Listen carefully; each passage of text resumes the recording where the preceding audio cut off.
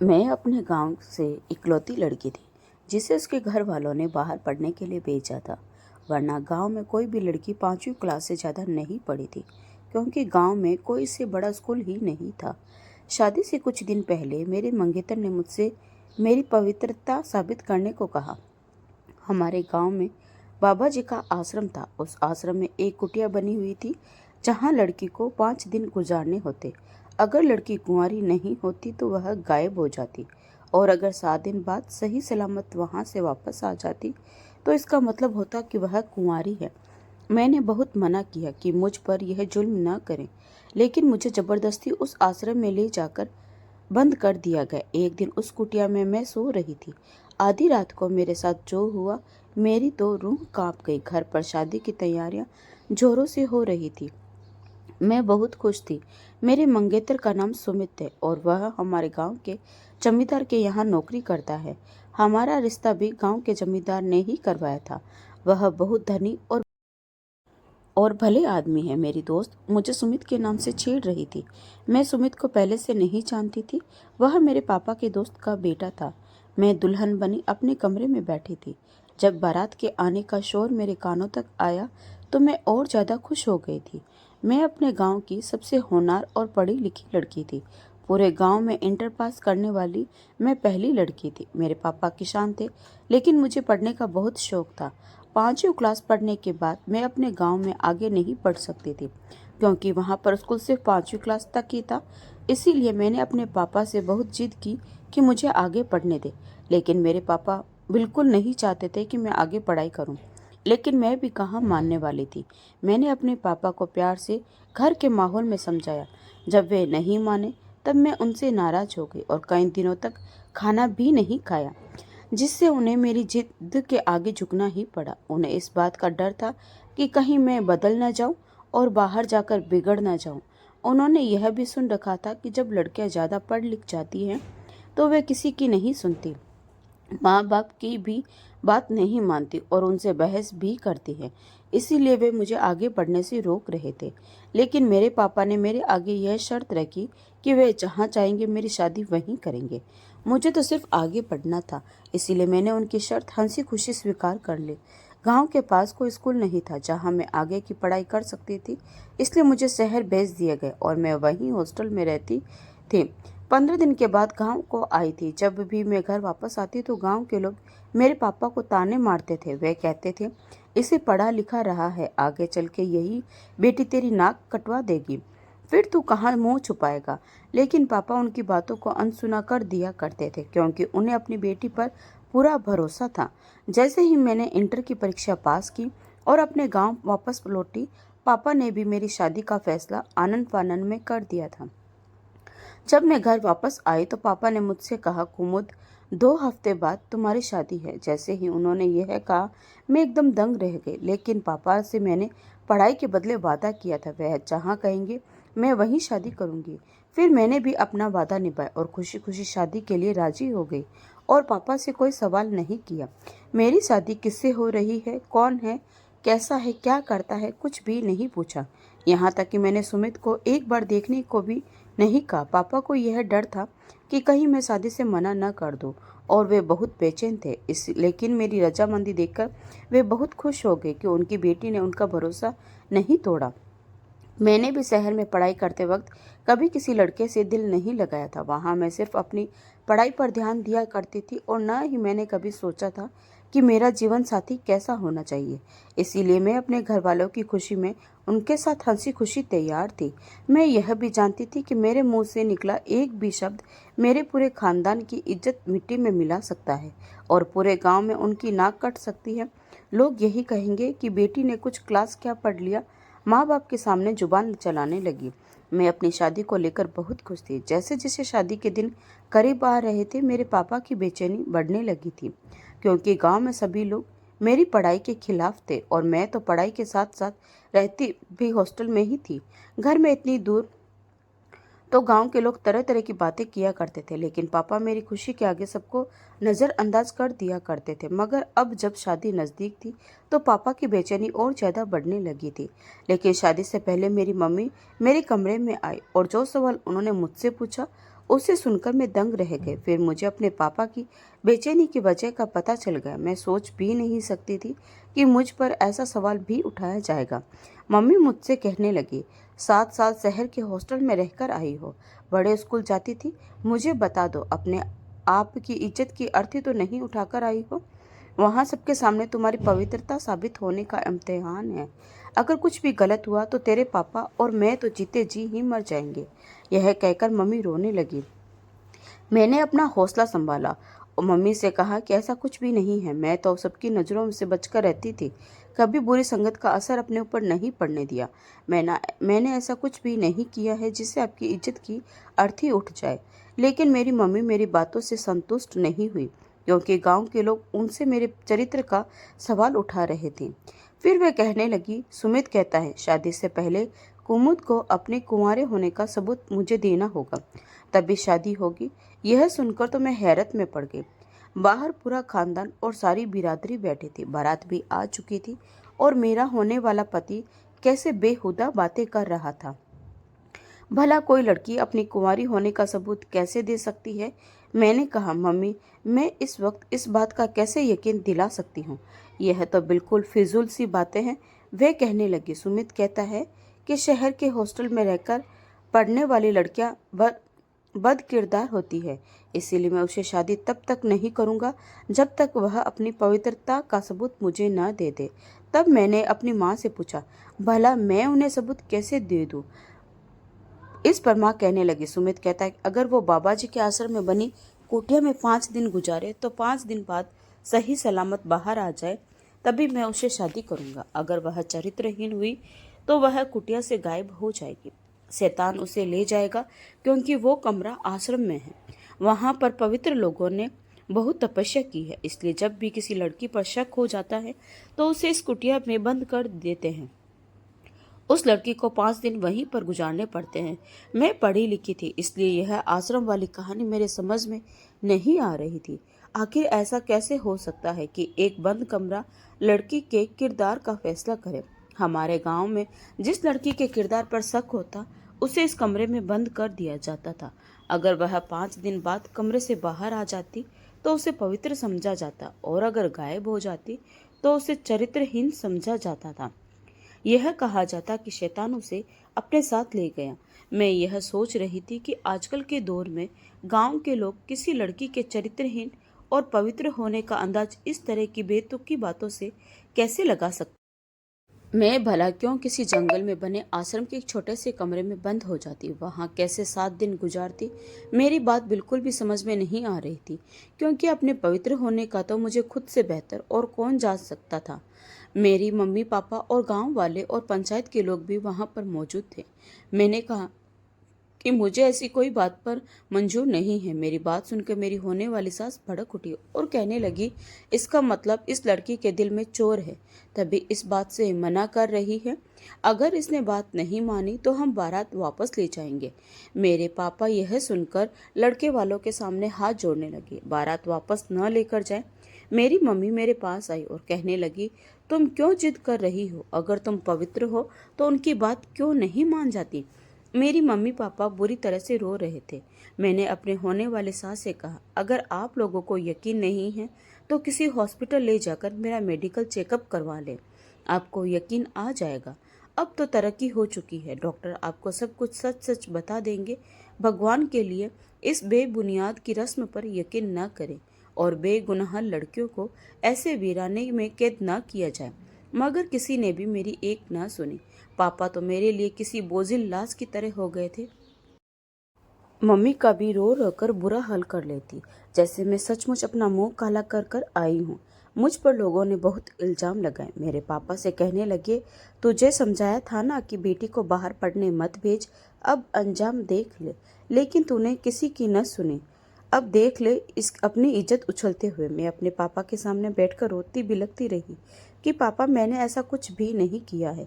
बेशक मेरा medical checkup करवा लीजिए, मगर सब लोगों को तो बस इस आश्रम पर यकीन था, जिसके झूठ होने की कसम मैं खा सकती थी।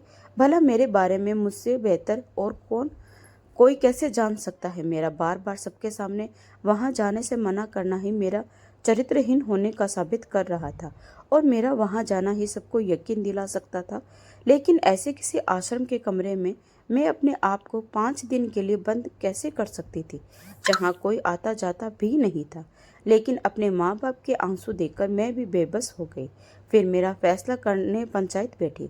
पंचायत ने मेरे लिए यही फैसला किया कि मुझे जंगल में 5 दिन रहना पड़ेगा। पंचायत ने भी मेरी एक न सुनी। मैंने भी अपने माँ बाप की खातिर उनका यह फैसला कबूल कर लिया। मैंने दुल्हन का जोड़ा बदला और सिंपल से कपड़े पहन लिए और जंगल के लिए तैयार हो गई। लेकिन मुझे बहुत अफसोस हो रहा था कि सुमित जैसी झूठी और जाहिलाना सोच रखने वाला लड़का मेरा होने वाला पति था। मुझे उसकी सोच पर तरस आ रहा था। फिर मैं कुछ गांव के बड़े लोगों और अपने पापा के साथ वहां से चल पड़ी और उस छोटे से कमरे में मुझे बंद कर दिया गया, जहां कहीं से रोशनी की एक किरण भी नजर नहीं आ रही थी।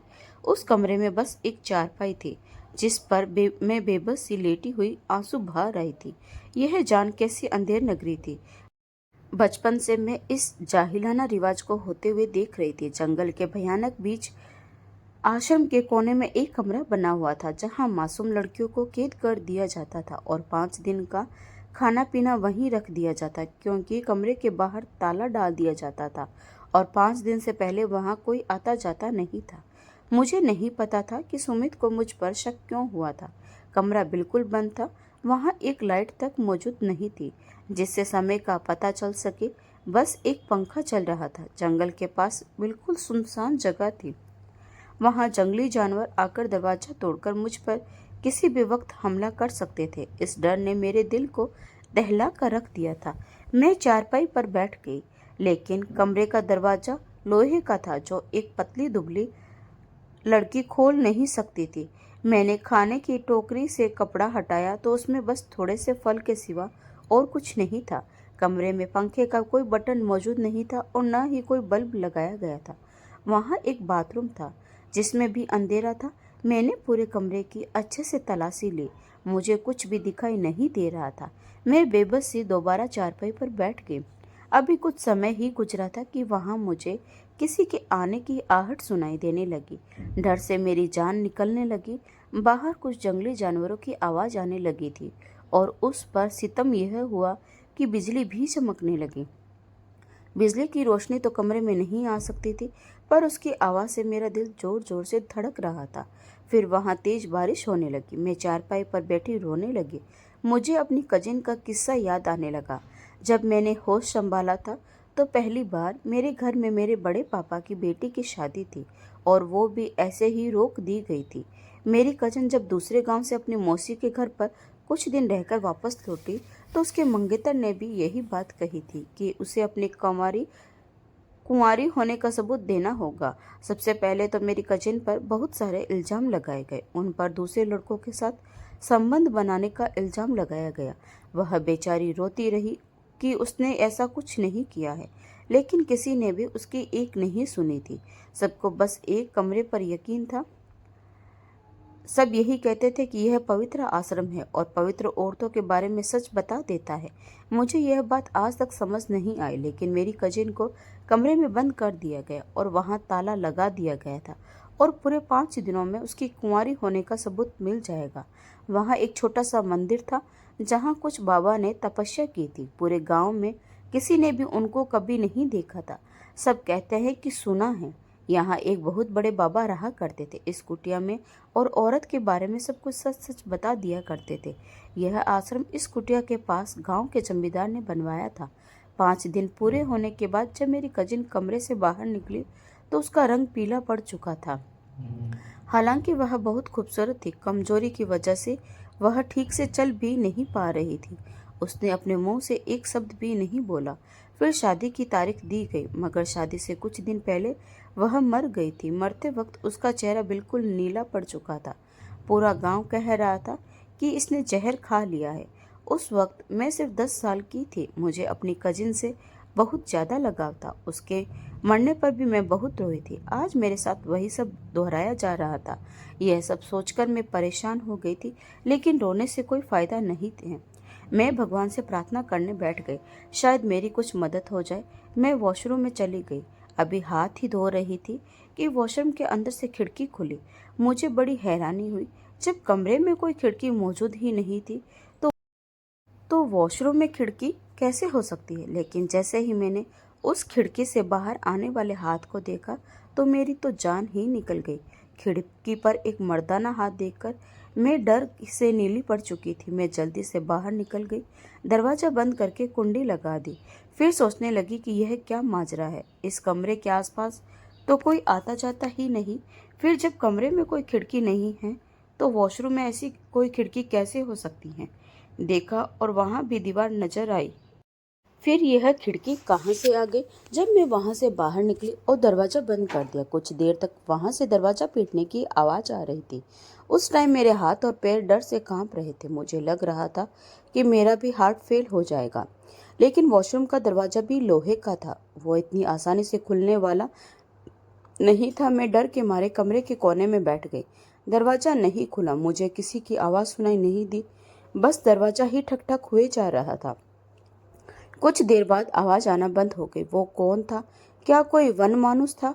क्योंकि उसके हाथ पर बेहताश बाल थे। एक वन मानुस सोचकर ही मेरी जान निकलने लगी। मैं जंगल के कमरे में थी। यहाँ खतरनाक जानवरों का होना कोई बड़ी बात नहीं थी, लेकिन नींद भी ऐसी चीज़ है जो हर हाल में आ ही जाती है। रोते रोते कब मेरी आंख लग गई और सुबह उठकर जब मुझे रात का ख्याल आया तो मैं फिर से डरने लगी। पूरा दिन डरते डरते निकल गया। भूख से जब मैं बेहोश होने लगी तब मैंने थोड़े से फल खाए। फिर मैंने हिम्मत की और वॉशरूम में गई। मारे डर के मैं सोच में पड़ गई कि वहां पर तो कोई खिड़की ही नहीं है, बस एक दीवार थी। मैं इस कदर घबराई हुई थी कि मैं जल्दी से वापस कमरे में आ गई। मैं सोचती रही कि खिड़की कहाँ चली गई। रात तो यहाँ से हाथ आया था। रात को फिर से दरवाज़ा बजने लगा और मैं फिर से चौंक उठी कि कोई भी अंदर कैसे आ सकता है। यह क्या माजरा है और यह कौन था जो रात को वॉशरूम में आकर कमरे का दरवाज़ा बजाने लगता था, जैसे दरवाज़ा तोड़ ही देगा।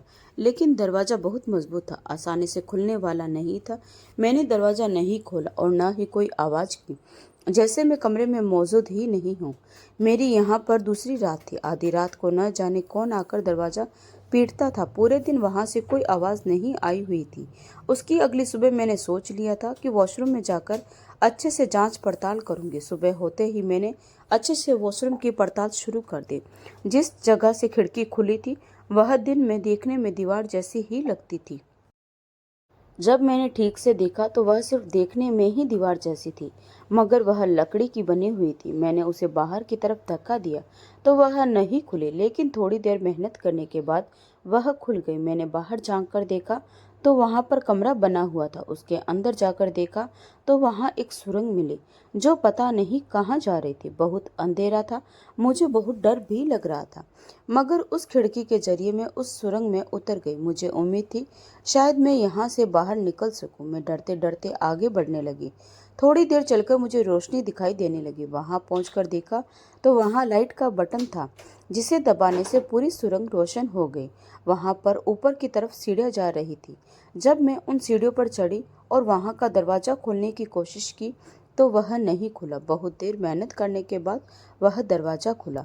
वह आश्रम का कमरा था, जहां आश्रम की दान दक्षिणा रखी जाती थी।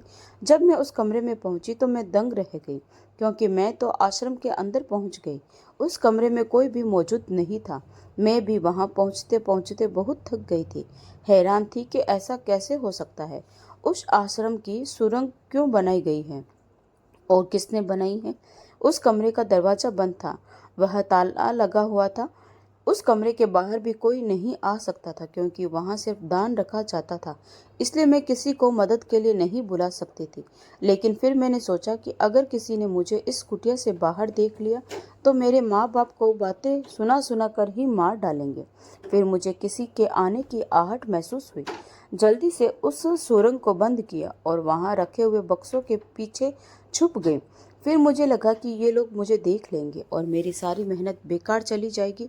जैसे ही मैंने 3 लोगों को अंदर आते देखा, उनको देखकर मेरी जान ही निकल गई। जब तक लोग वहां मौजूद रहे मैं बड़ी खामोशी से वहां पर छुपी रही और उनके जाने का इंतजार करने लगी। फिर वो लोग अपना काम करके वहां से चले गए। उस कमरे में आश्रम के भक्तों का दिया हुआ दान रखा जाता था। इसलिए इस कमरे में कोई भी फालतू आदमी नहीं आ सकता था। जो लोग आश्रम में काम करते थे वही लोग यहाँ पर आ सकते थे। मैं बहुत डरी हुई थी, मुझे कुछ भी समझ में नहीं आ रहा था। फिर मैंने सोचा कि मैं रात होने का इंतजार करती हूँ और देखती हूँ कि कौन है जो आकर दरवाज़ा बजाता है और वन मानुस कौन था। यही एक अच्छा मौका था जब मैं यह सब कुछ जान सकती थी, क्योंकि बाहर तो मैं यहाँ से नहीं निकल सकती थी क्योंकि दरवाजे पर ताला लगा हुआ था। थोड़ी देर बाद मुझे एक आदमी नजर आया। वह जमींदार था और साथ में पंचायत में भी था। वह बहुत नरम दिल वाले आदमी थे, लोगों की मदद करता रहता था, यहाँ तक कि गांव के घरों में जाकर जरूरतमंदों को चुपचाप पैसे की मदद करता था। किसी लड़की की शादी हो तो शादी का पूरा खर्च खुद ही कर देता था। कहता था कि यह सब मेरी भी बेटियां हैं, इसीलिए गांव की कोई भी लड़की उनसे पर्दा नहीं करती थी, क्योंकि वह हमारे दादाजी की उम्र के थे।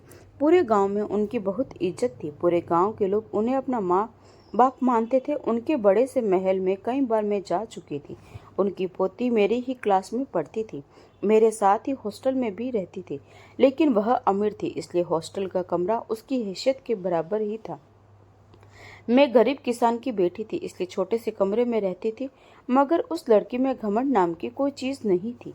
जब भी मुझे गांव जाना होता तो वो मुझे अपने साथ अपनी गाड़ी में ही लेकर जाती थी। गांव पहुंचकर मुझे मेरे घर छोड़ देती थी, लेकिन मैं मना कर देती थी कि मेरे पापा मुझे लेने आएंगे, उनके साथ ही जाऊंगी। मेरी बात सुनकर जमींदार साहब कहते कि बेटा, तुम हमारे साथ चलो, मैं तुम्हारे पापा से कह दूंगा कि तुम मेरे साथ आई हो।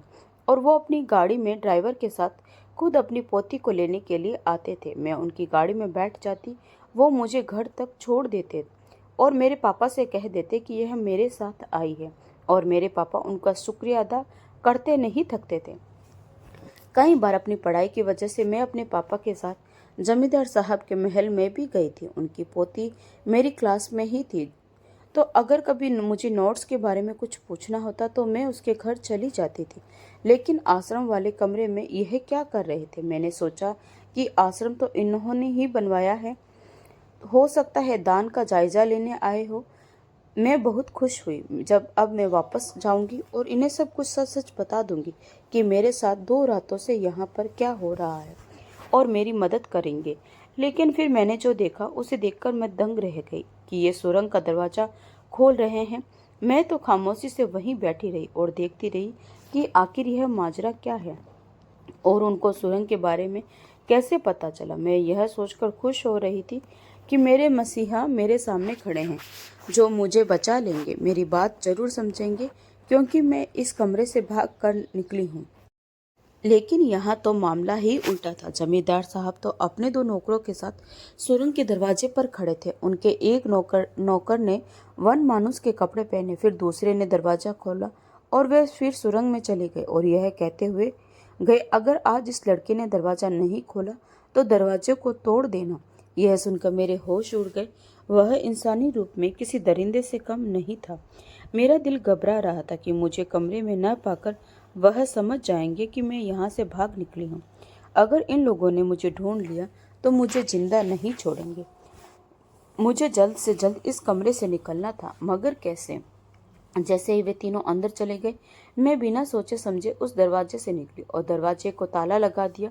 चाबी भी अपने साथ में रख ली और सबकी नज़रों से बचती हुई आश्रम की दीवार फांद कर बाहर निकल गई। वहाँ की मिट्टी गीली थी, इसलिए मुझे चोट नहीं आई। वहाँ से निकलते ही मैं बस अंधाधुंध भाग रही थी। मुझे नहीं पता था कि मेरा क्या अंजाम होगा, मगर मुझे बस अपनी इज्जत बचानी थी। गांव वालों के सामने इस आश्रम की सच्चाई भी खोलनी थी, जिससे लोगों की गलत आस्था और रिवाज जुड़े हुए थे। अब मुझे अपनी कजिन के साथ हुई सच्चाई समझ में आ चुकी थी।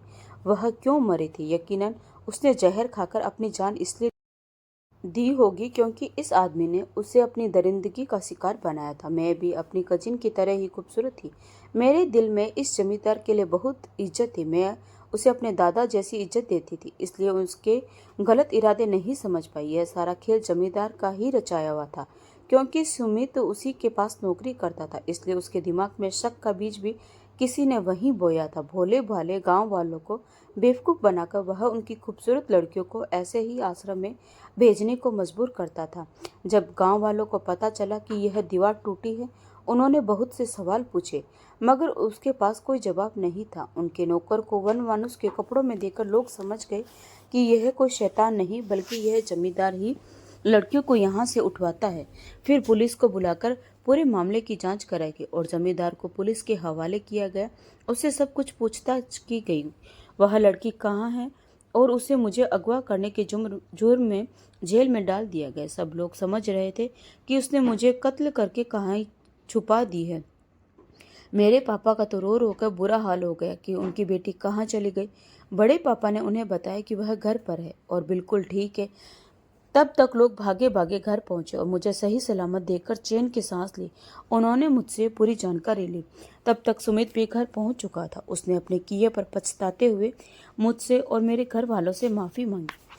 उसने बताया कि मेरे अपवित्र होने की बात जमींदार ने उसके दिमाग में डाली थी और रिश्ता करने के लिए भी उसी ने कहा था।